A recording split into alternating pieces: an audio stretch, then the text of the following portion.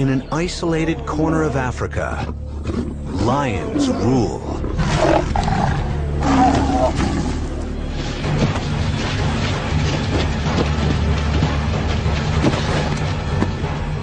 And for these predators, no prey is too big.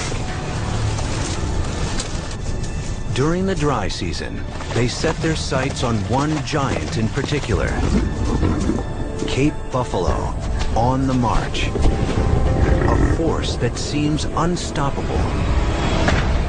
But an army of lions is arrayed against them. The buffalo are well armed, with nearly a ton of horn, hoof, and muscle.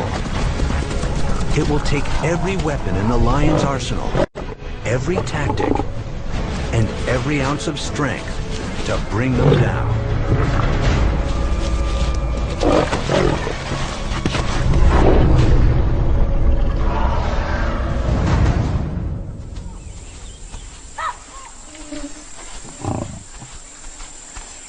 It's early May in Africa's Ruaha National Park.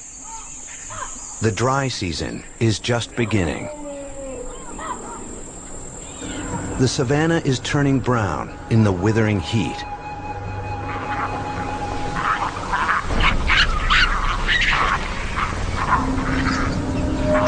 For some, this is a time of plenty. Thirsty animals congregate around every available source of water. And the lions are watching. Today, they zero in on a young impala.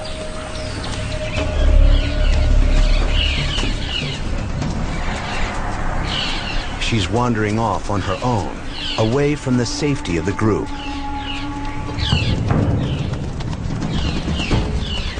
The hunters move in.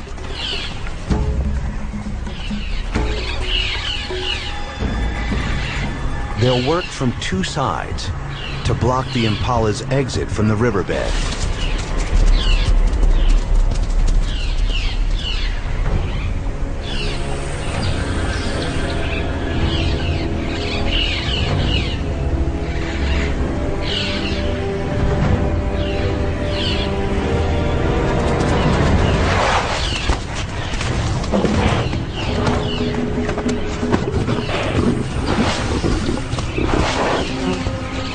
It's a perfect kill.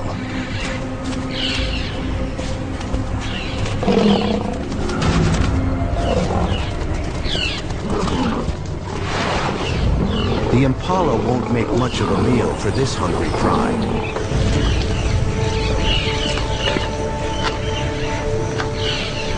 But bigger game is coming.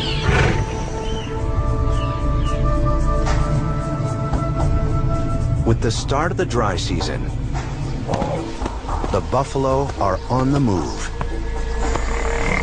Many of them spend the rainy months grazing and breeding up on the nearby plateau, where there are fewer predators.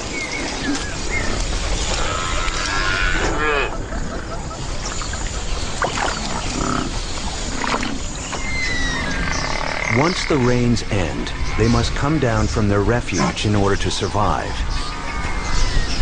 Over the next 7 months, they'll trek through the river valleys in search of dwindling reserves of food and water.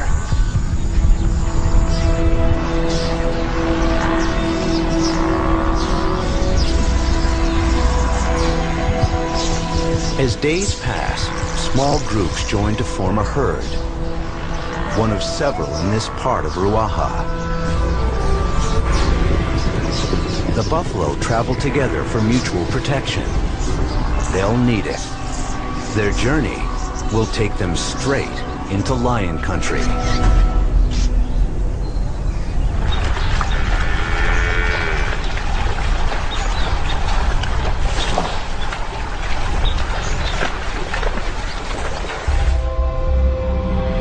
Ruaha is Tanzania's largest national park and its most remote.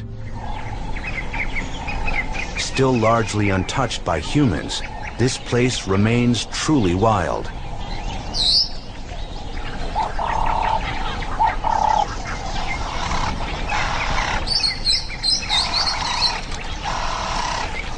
Life here is governed by natural laws and by the ancient bonds between predators and prey.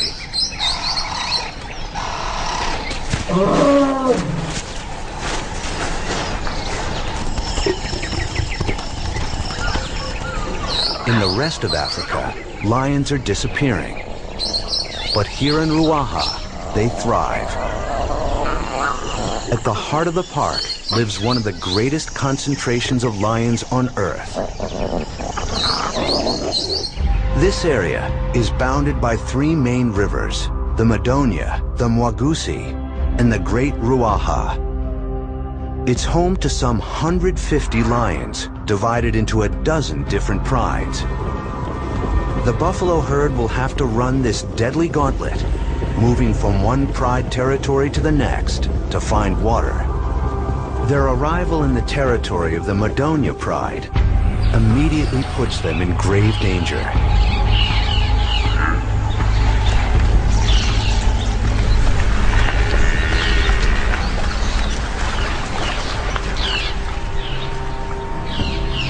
This is one of the biggest prides, with 26 lions. To hunt buffalo, they use strategies perfected over countless dry seasons.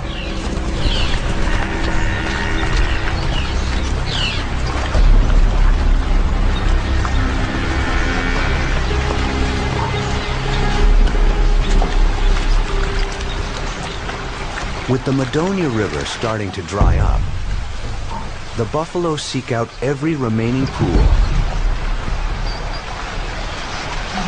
Each sip increases the risk of attack.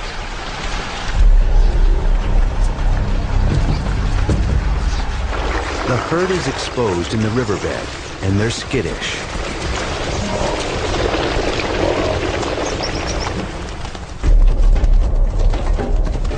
When a lone lioness approaches, they panic.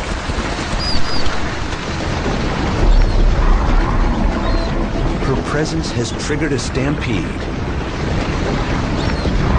Now, the challenge is to isolate a target without being trampled.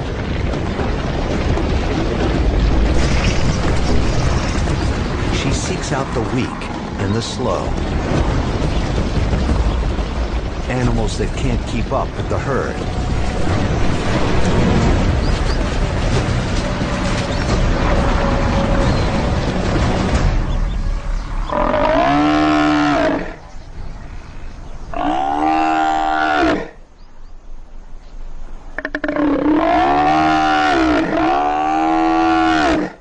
Even for the pride's best hunter, finishing off a buffalo alone is no easy feat. The injured cow's calls attract attention.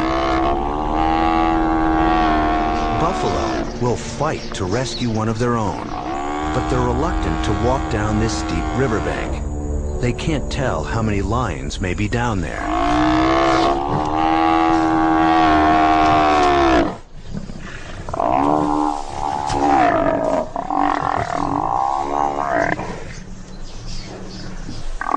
Lioness and buffalo are on their own.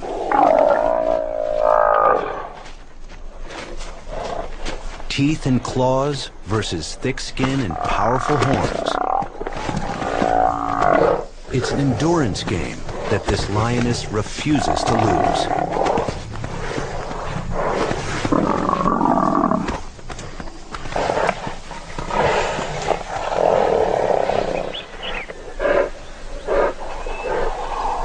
The outcome is inevitable.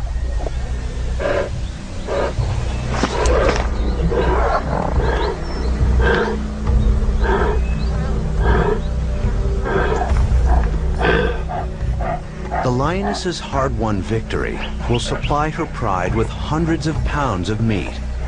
The buffalo are a resource that must be exploited while it lasts.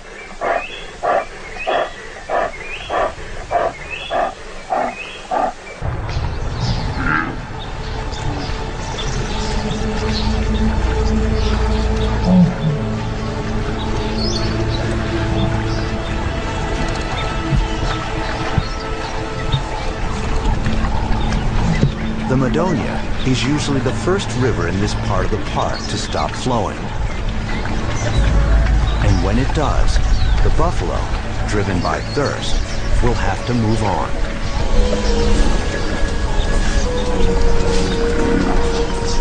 For a newborn calf, the timing couldn't be worse.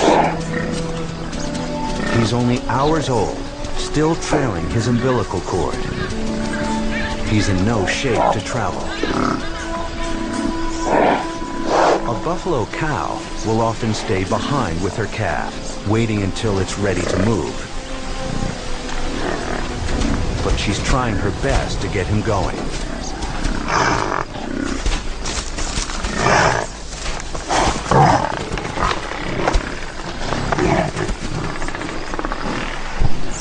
Others in the herd are less forgiving.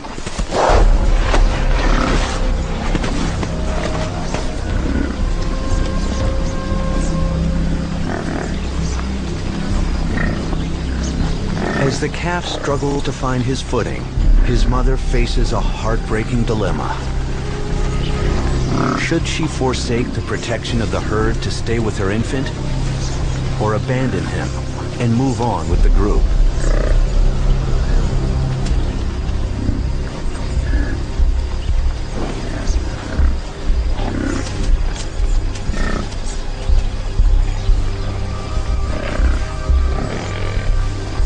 Her instincts compel her to leave.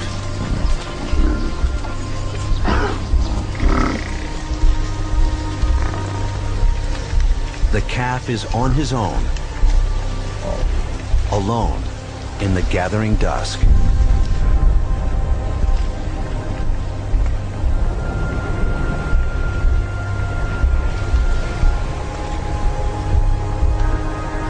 Then, his mother appears to have a change of heart.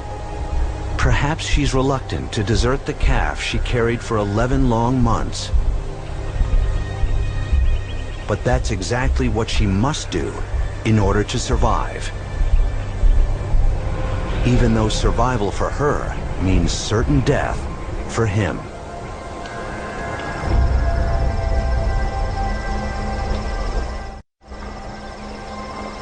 For the little calf, alone on the savannah, time is running out. Once he's spotted by a predator, he won't stand a chance.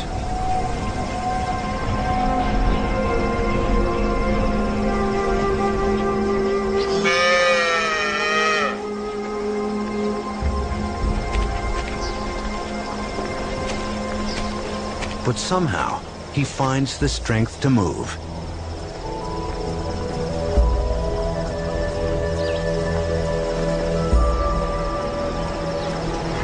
And not a moment too soon. It's nearly dark by the time he catches up with the herd.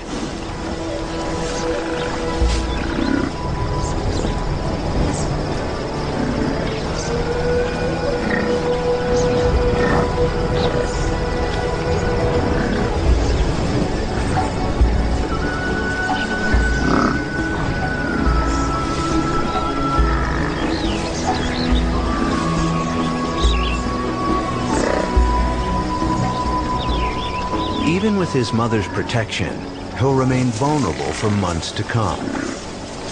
An easy target for predators.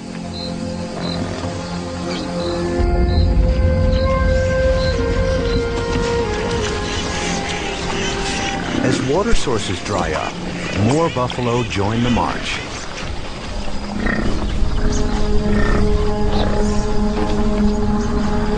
A herd can swell until it numbers 1,000 or more.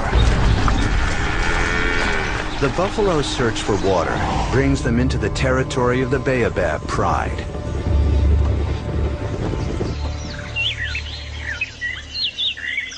Ancient baobab trees, some as old as 1,000 years, give the pride its name. And they give this place an alien appearance. This is prime real estate with nearly 10 kilometers of river frontage along the Mwagusi. That draws prey in great numbers, which in turn supports an enormous pride.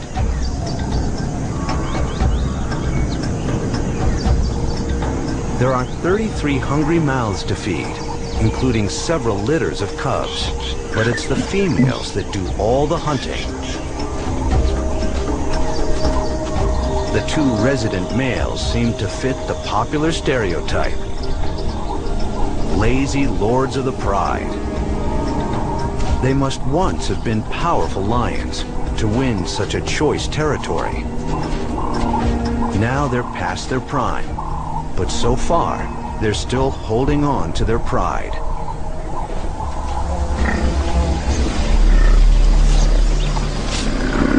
With the buffalo on their turf, the females spend their days doing reconnaissance, scouting potential targets. The two old males keep their distance while keeping an eye on the lionesses and on the herd.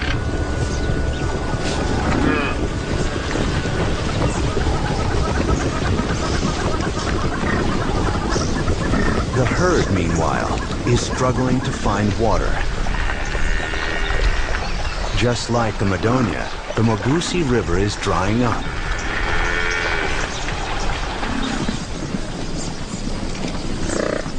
The buffalo follow the pathfinders, making their way toward the edge of the territory.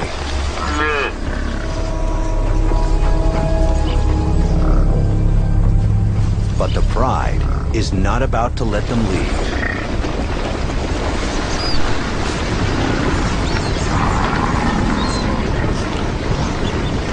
Blocking exit points along the territorial boundary, the lions keep the buffalo bottled up.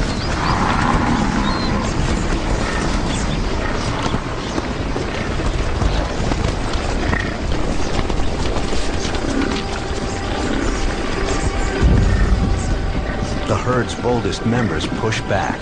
They confront the lions and force them to retreat to the rocks.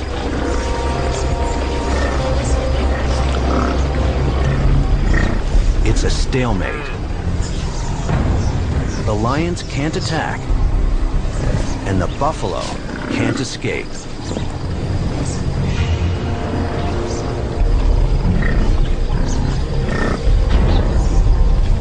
As the sun sets, the lions begin to probe the herd, looking for weak spots.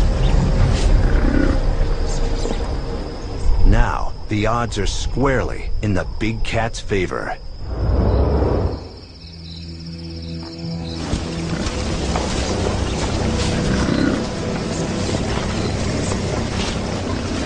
These lions kill under cover of darkness.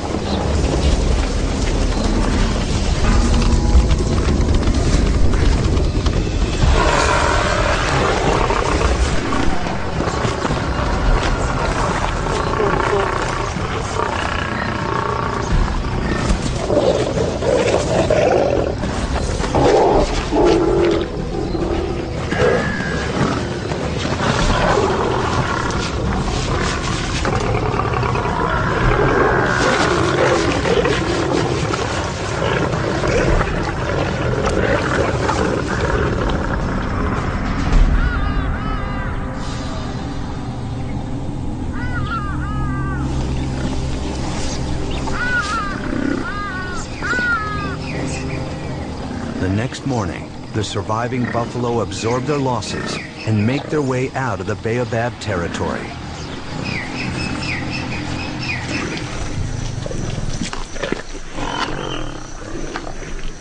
The pride males didn't take part in the hunt, but they share the fruits of their lioness's labor.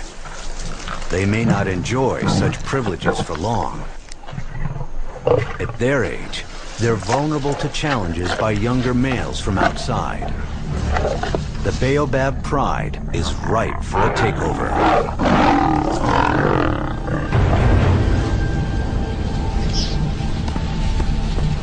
Most of the buffalo herd, including the calf that was so nearly abandoned, is leaving this territory unharmed.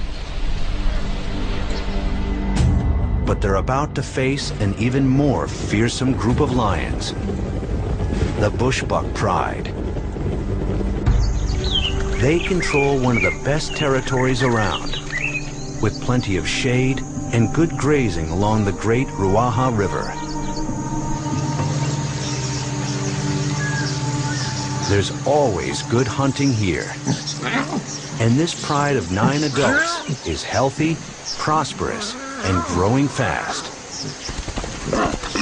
2 of its 6 lionesses are raising cubs.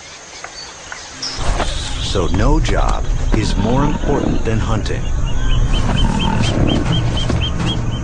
And these lions will do whatever it takes to provide for the pride. All of the bushbuck lions are powerful killers, and that includes the 3 adult males.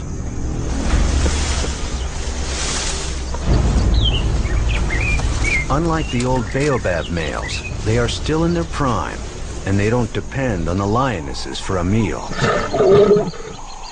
Every one of the pride's adults is capable of taking down big prey.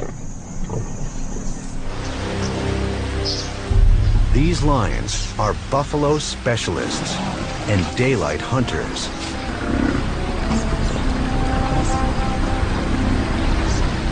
They shadow the herd while it's in their territory, but usually delay their attack